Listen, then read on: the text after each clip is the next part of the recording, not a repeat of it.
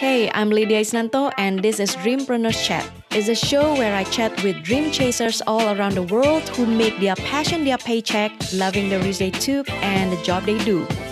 Imagine being 17 and filing for disability, waking up every morning feeling broken and full of pain. This was Sara Morell-Vaughn's story. We chat about her ups and downs and how she reached her best self in health and skin. Living unapologetically you. So letting go of perfectionism, using all our own money, we've never taken a dollar to run the companies, being okay to ask for help, and showing vulnerability, showing emotion.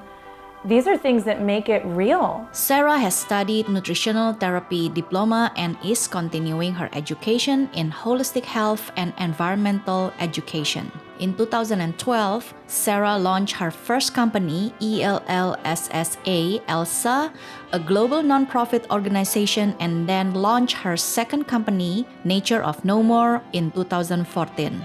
With her mission helping others one step at a time to say no more to toxicity and no more to not living the highest expression of yourself. For a self-made woman like me. Hey guys, welcome back to Dreampreneurs Chat Show. I am so excited because today, finally, I can meet Sara.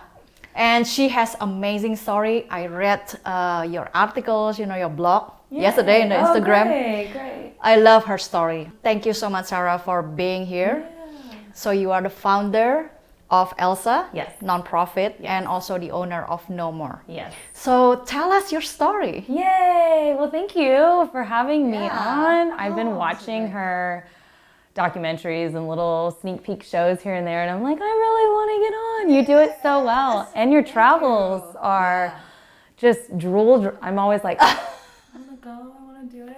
So my story starts.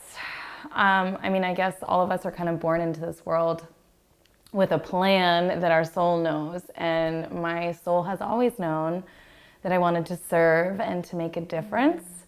And throughout my childhood, I suffered from chronic fatigue, autoimmune disorders.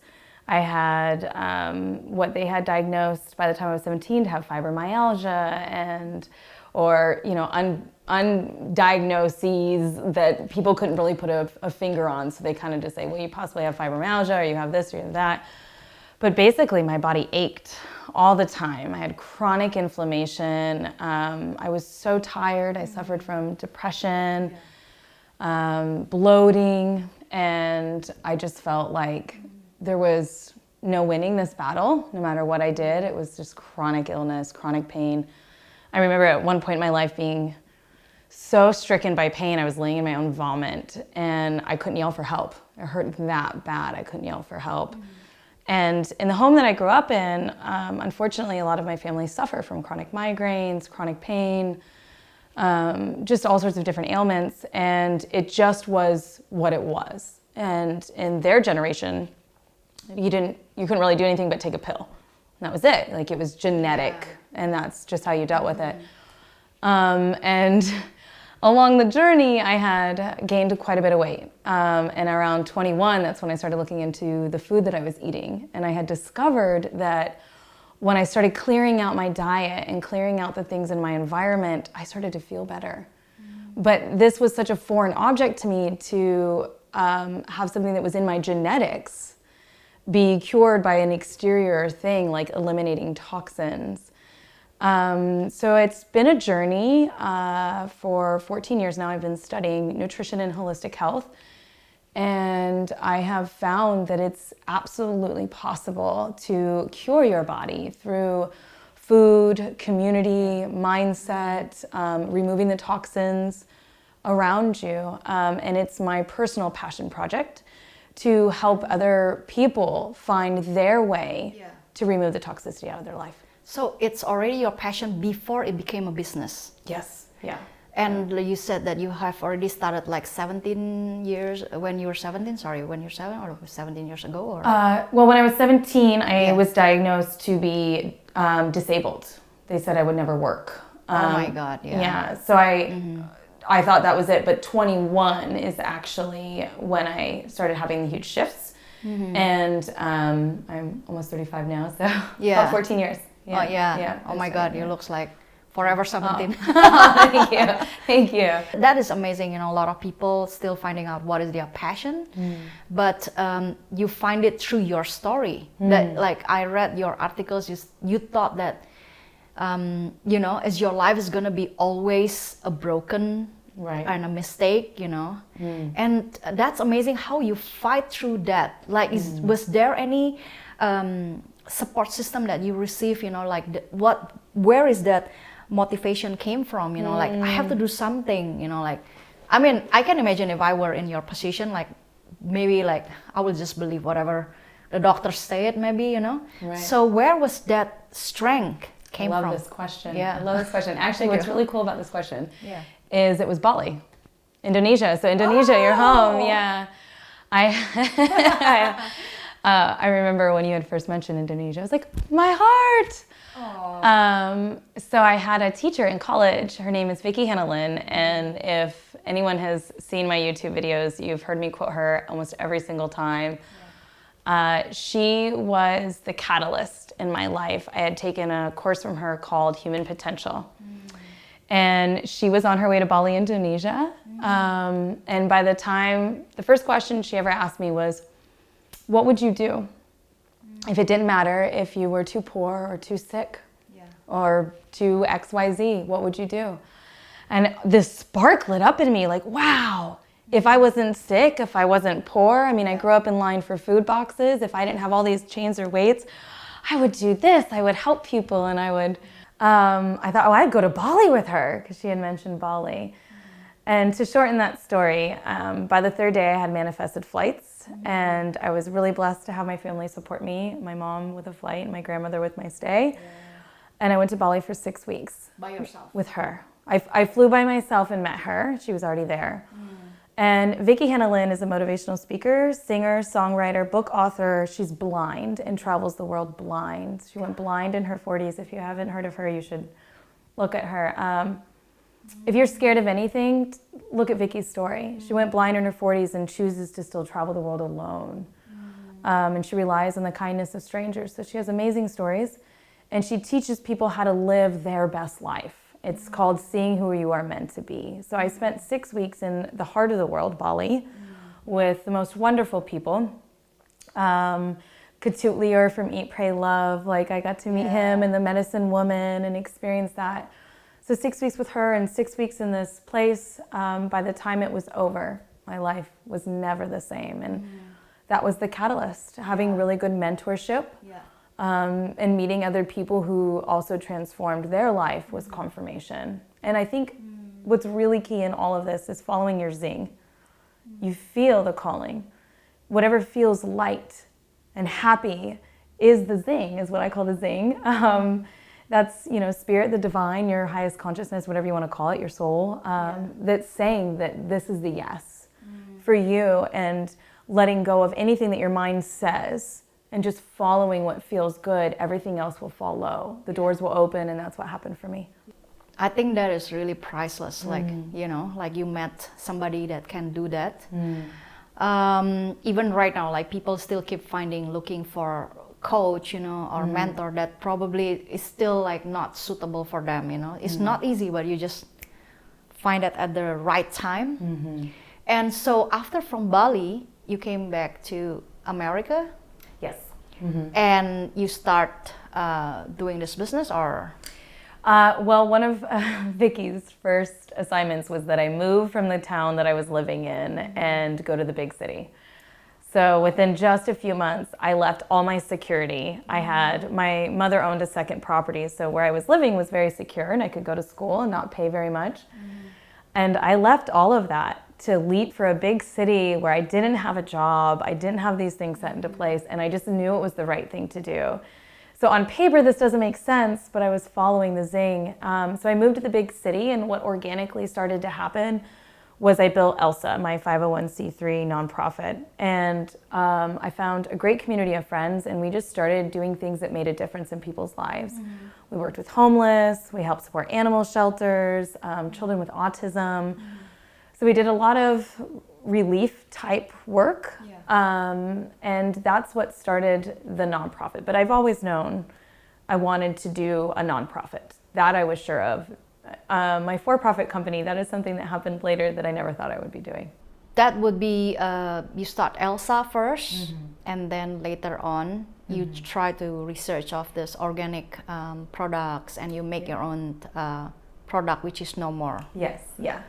Yeah, so along the journey of discovering who I'm supposed to be and slowly having my health get better and better because I'm learning to eat better and to take out these toxins and to find my purpose, I would study the products I was using, and up to 60% of what you put on your skin absorbs into your body. It affects your gut, it affects your mind. They're discovering that mental illness is linked to that. So NoMore, as I was going through these years and I was progressing and noticing my health shifting, I noticed that the products I was using, even the organic ones, could still make you sick. And I'm learning that things that I thought were good for you, labeled pure, you know, all natural, were really hormone disruptors, thyroid disruptors, just toxic. Things that are supposed to be anti-aging would actually cause aging. And I just got fed up and started mixing my own products. I started studying what you would do to reverse aging, because I have years that I didn't treat my body so well. And I'm trying to make up for all of those years of, you know, I was on antibiotics and pharmaceuticals when I was so sick as a child and early adulthood. I was on antidepressants, all these things that I wanted to clear and reverse the damage. And so I have gone down the rabbit hole studying what you would do to detox your body, to help your body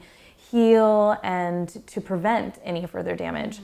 And through that became my other passion, which is Nature of NoMore. And it's a holistic health company that specializes in organic body care. So we do things like eye and neck cream and skin sprays and toothpaste. And one of my girlfriends asked in San Francisco actually about buying the products I was making, and a light bulb came on. I was like, wow, if I'm going to do this, I'm going to do it, and it's going to help ELLSSA, my 501c3. And the name sparked to me, and I thought, you know, what does it mean? What does no more mean? Well, I don't want no more toxins, no more waste, no more than what we need. And that's where the name NoMore came from, Nature of NoMore. We use all of nature's best ingredients in the products. That's really what it comes down to with food and with our products, is just back to nature. Like getting foods without pesticides in them, and, you know, going on the outside of the grocery store and not getting heavy processed. So that's really where the root of them both come, is just coming back to our self and nature, and that's where they both span from. Yeah, and that's like, I mean, like really curious about how did you start to experiment this nature? Like, did you you plant something, you know, and then you try out with this ingredients, you know, like Kinda. oh my God, really? That's amazing. Some of them. So now NoMore actually does a lot of our own infused oils. In the beginning, it was just a few where we would get our own herbs and do the double boiler systems or sunbathe our ingredients. Test out. I begged all my friends to come over and hang out and smell. And Daniel was actually one that helped cultivate it in the beginning before being an owner. And so it was a lot of testing and trials and a lot of research, figuring out what does already have scientific studies behind it. And then finding good sources is essential. So we have an amazing girl in Tennessee who owns her own farm, and she does a majority of our ingredients wild-crafted organic. You know, so you would go to the store and you would think you'd be getting something healthy. It's the same thing with food, but it'd be polluted with other ingredients. And so we at NoMore have learned that we just have to make it ourselves. So growing and playing and consulting a lot of other experts has really helped us too. Wow. That's really, I mean, it's always amazed me when somebody create from nothing to something. Oh my God. Quite the process. Yeah. A lot of mistakes. Like how many years is already like right now? 6 years. 6 years for the NoMore, Nature NoMore. Yeah. I mean, I've been mixing since I was little. I would put, I'm like, oh, I'm going to take this shampoo and this shampoo, and I'd mix things together. I make fabulous drinks and concoctions, and someday we'll move into the food world. So that's just kind of a weird thing I've always liked to do, is blend. So it's, you know, my whole life it's been a side project, and I've always wanted to find a way to help provide a solution. Yeah. I'm a seeker of truth, and so I'm often Adam ruins everything. I don't know if you've seen this show, but he ruins everything. He tells people what's wrong with things, and that's what I do a lot, and I don't mean to. So for me, having a solution, like, oh, you know what, that toothpaste is toxic, but here, like, is really good, because I'm usually the downer of the party, and I'm like, but there's hope. Yeah. There is things you can do, and I think NoMore is just one of the tools that helps fuel my passion, because I really love to help teach people on how to live their best life as well, which incorporates these things. So NoMore is just one of the babies in the family, and ELLSSA is one of the babies in the family who has an amazing team, which Vicky and Daniel and all these people are still on too. You know, and our support system that helps get us there with the husband and all that. But yeah. So during the 6 years of your business with NoMore, any challenges, you know, that you can share? Well, motherhood. Yeah, I had this plan. Like, don't we all have a plan? I had a plan. I remember walking with my husband at the Palace of Fine Arts, and I thought, someday I shall be Oprah. And he laughed. I was like, whoa, for real? I wanna be Oprah in a Mother Teresa way. I want to help influence people and influence the world and help. And if you study Oprah, she does a lot. She has a school that she's donated her time and money to, and helping girls. I mean, just down the line. And so it's been, that was my plan. This is what I was going to do. I had it all together, and then surprise, we became pregnant. And I always thought pregnancy would be later, and I was going to adopt first. Again, your plan. I know, like they always say, the universe is laughing when we make a plan. So the birth of Atlas, my first son, you know, for a lot of us is just leading the way of all of our dying of the old. It's a transformation. It's my Sara's selfishness is gone. You know, it's now sleepless nights for this entity that is challenging your everything. My Achilles heel, like, there we go. Here's time to work on it. So becoming a mom and figuring out where that balance is, it's like spinning plates. So one day, you know, you spin the mom plate, another day you spin the ELLSSA plate, and then I come and spin the NoMore, and my husband and my friends and me, that balance for me. I heard a lady once say that there's never true balance in motherhood and businesshood. You'll never really get there. Like, and I was like, I will too. I have not, but every day I try. So today I meditated. I didn't work out, but I meditated. Yesterday I worked out. So you find the balance. So I think that we've never taken $1. So to answer your question about like some troubles or some things you would face as an entrepreneur or a woman, as a woman, I mean, we face a lot. The stigma behind, you know, what you need to be or do or say. And it really is challenging the old order, living unapologetically you. Because as women, it's ingrained in us to be liked. Don't say too much, but say it right and look the right way. And so letting go of perfectionism, using all our own money. We've never taken $1 to run the companies. Being okay to ask for help and showing vulnerability, showing emotion. These are things that make it real. And it's also what makes it attractive to the consumer. We're all in this together. So I think, you know, motherhood and balance and figuring out how to slowly grow versus taking money, and just really owning who you are and being okay that, as Vicky says, you're not everyone's cup of tea, and that's all right. Yeah, I guess, you know, like a lot of questions from mompreneurs out there, you know, like exactly how to actually balance, like they feel they're never enough for the business, and they never feel enough for their kids. But it's really great, like what you said, embrace yourself. That is such a great power over there.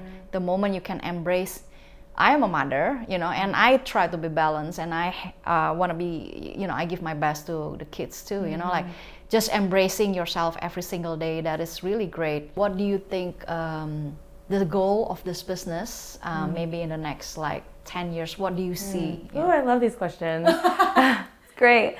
Well, about a little over a year ago, Lindsay came on board. She's the co-owner of NoMore, and Daniel I finally convinced.